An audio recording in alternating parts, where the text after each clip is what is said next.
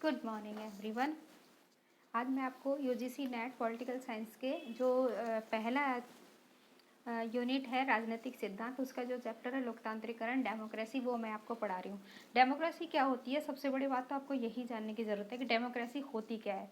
Democracy वो होती है जो इसमें हम जनता के बारे में, जनता का सुना जाता है, जनता का ख्याल किया जाता है, जनता के बारे में जो बोला जाता है उनका ध्यान रखा जाता है, वही डेमोक्रेसी होती है। इसमें जनता के ही बारे में सोचा जाता है, जनता के बारे में ही ध्यान दिया जाता है। जो अब्राहम लिंकन है, उन्होंने ये बोला था कि जनता के लिए, जनता के द्वारा जो भी चुना जाता है, जो सरकार चुनी जाती है, वो लोकतंत्र होता है। और सीले जो कि एक बहुत बड़े विद्वान हैं, उन्होंने भी बोला था कि ऐसी सरकार जिसमें सबका हिस्सा हो, वो होता है, वो होती है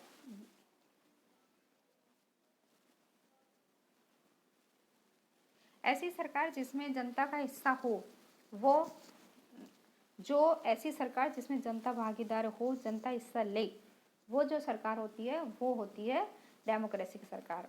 और जो डायसी ऐसे कहते हैं कि सरकारी निकाय पूरे देश का, अगर हम पूरे देश का तुलनात्मक रूप से अध्ययन करें, सारे देश को अगर हम ये बताएं कि डेमोक्रेसी क्या होती है, तो अगर हम सारे देश को के बारे में बताते हैं तो मतलब ये कि सारे देश को साथ में लेके चलेंगे, और सारे देश को साथ में लेके चलना ही लोकतंत्र है।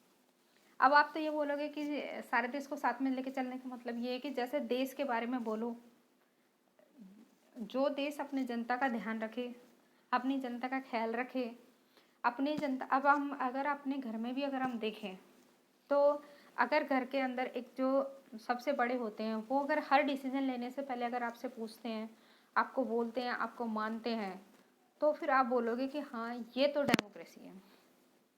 लेकिन अगर वो आपके नहीं पूछते हैं, अगर आपके नहीं मानते हैं, तो फिर वो डेमोक्रेसी नहीं है, वो तो एक हिटलरगिरी हो गई, एक तानाशाही हो गई, जहाँ आपकी बात को वैल्यू नहीं रखी जाती है।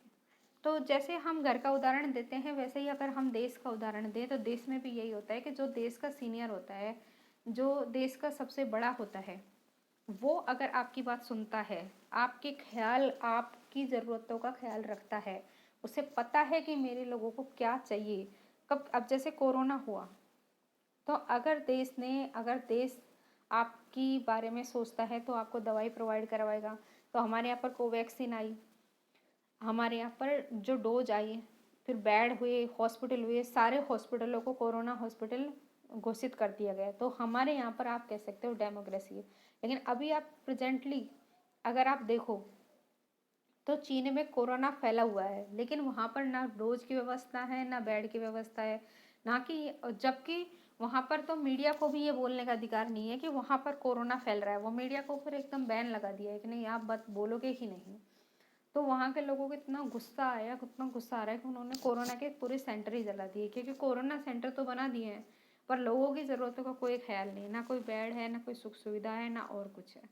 तो इसलिए लोग बहुत परेशान है। तो वहाँ पर आप कंप्लीट डेमोक्रेसी नहीं कह सकते, वहाँ पर डेमोक्रेसी नहीं है, वहाँ पर लोकतंत्र नहीं है, वहाँ पर है कम्युनिज्म, साम्यवाद है। वहाँ पर लोकतंत्र नहीं है, उसको बोलते हैं आप न्यू डेमोक्रेसी।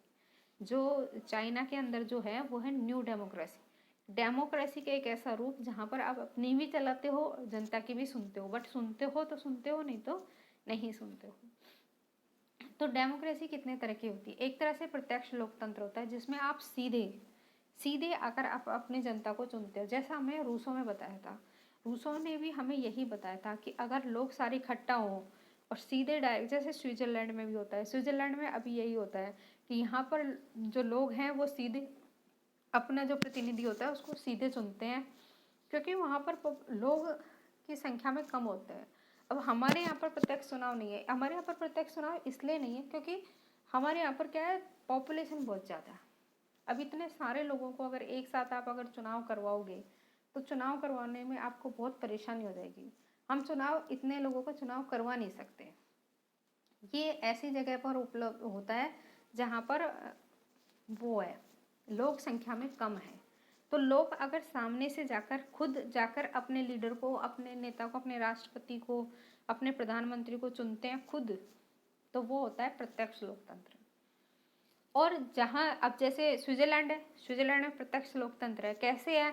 अगर आप ये बोलोगे कि स्विट्जरलैंड में प्रत्यक्ष लोकतंत्र कैसे, क्योंकि स्विट्जरलैंड में क्या होता है कि लोग अपनी इच्छा जानने के लिए जनमत संग्रह करते हैं। इसके आधार पर वहाँ पर जवाब हाँ या नामित हो जाता है कि एक अपने लीडर का नाम बताया जाता है कि ये लीडर है, क्या आपको ये पसंद है?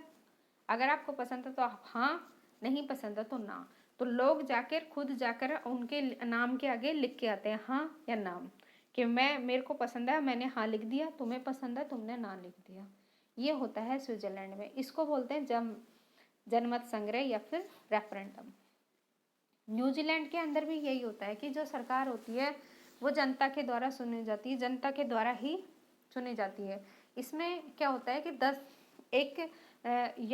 10 लोगों की एक याचिका बना दे, मतलब 10 लोगों से शुरुआत होती है कि 10 लोग इकट्ठा होकर एक याचिका बनाते हैं, फिर उसको आगे बढ़ाते हैं, उसमें फिर 20 लोग 30 लोग और ऐसे करके, और अपने अपने हिसाब से वो अपने लीडर का नाम करते हैं। और जब लीडर का नाम पूरा कंप्लीट हो जाता है तब फिर वो देख लेते हैं कि किसके नाम के आगे ज़्यादा वोटिंग पड़ी है, किसको ज़्यादा मत मिले हैं, उसी हिसाब से वहाँ पर चुने जाते हैं। अब अगर हम बोलें कि जो लोकतंत्र है या फिर जो जनमत संग्रह वो कैसे होता है, तो जनमत संग्रह वो 2 तरीके से होता है। एक तो जो नामित नागरिकों की पहल पर, और एक एजेंडा नागरिकों की पहल पर जनता को प्रस्ताव करने की अनुमति देता है। एजेंडा का मतलब होता है प्रचार चुनाव, कि एक तो ये हो कि या तो जो नाम दिए गए हैं उन नामों में से आप एक सेलेक्ट कर लो, कि हाँ, कि 5 नाम की लिस्ट दे दी कि ये 5 लोग हैं जो राष्ट्रपति के चुनाव के लिए खड़े हो रहे हैं। अब जनता से पूछ ले जाते हैं कि इनमें से आपको कौन से सही है, तो या तो आप उनके नाम के हिसाब से उनको चुन के दे दो, या फिर अगर कोई आदमी अपना प्रचार कर रहा है और अपना एजेंडा फैला रहा है, अपनी भावनाओं का प्रचार कर रहा है, या फिर अपनी नीतियां बना रहा है कि अगर तुम मुझे राष्ट्रपति बनाओगे, अगर तुम मुझे सत्ता संभालने के लिए मौका दोगे तो मैं ये करूँगा, मैं वो करूँगा, और इस तरह अपने प्रचार करता है और काम भी करता है। तो वो काम दिखाता है कि देखो, मैं सत्ता में नहीं था तो भी मैंने इतना काम कर दिया, अगर मैं सत्ता में आ जाता हूँ तो मैं इतना काम करूँगा। तो वैसे अगर आप किसी से प्रभावित हैं जनता, तो उसको भी जनता चुन के अपना राष्ट्रपति बना लेती है।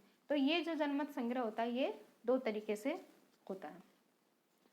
और जो सबसे जो प्रत्यक्ष रेफरेंडम क्या होता है, जिसमें क्या कि जनता कोई भी अधिकारी को उसके काम से हटाने के लिए, और अगर कोई अधिकारी, अब ये कि चलो चुन तो लिया लेकिन हटाने की जिम्मेदारी कैसे है, तो ये कहते हैं कि हटाना भी वहाँ पर सिंपल है। जहाँ प्रत्यक्ष लोकतंत्र होता है वहाँ पर अगर आप कोई अधिकारी काम कर रहा है और उस अधिकारी से अगर आप प्रसन्न नहीं हैं तो जनता उसके खिलाफ लिख के दे देती है कि ये अधिकारी, हम इनके काम से संतुष्ट नहीं हैं, और जितने ज़्यादा लोगों का मत उनके खिलाफ आ जाता है तो उन्हें अपने पद से हटा दिया जाता है। ये हो गया प्रत्यक्ष लोकतंत्र। इसमें अगर कुछ समझ में नहीं आया तो आप मेरे को मैसेज करना, मैसेज करके पूछना, या फिर आप डायरेक्ट मेरे को कॉल करके भी पूछ लेना। और विकासशील लोकतंत्र वो होता है जिसमें जनता के विचारों में पर विचार किया जाता है। इसमें ना जॉन रॉल्स ने इसका समर्थन किया है।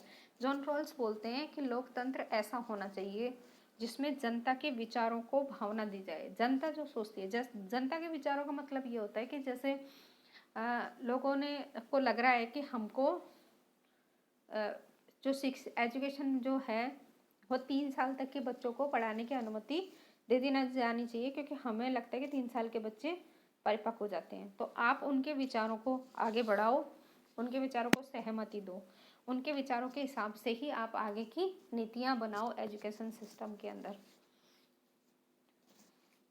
ये जो विचार है, ये जो लोकतंत्र है, ये विकासशील लोकतंत्र है। इसका समर्थन जो जॉन रॉल्स ने किया था।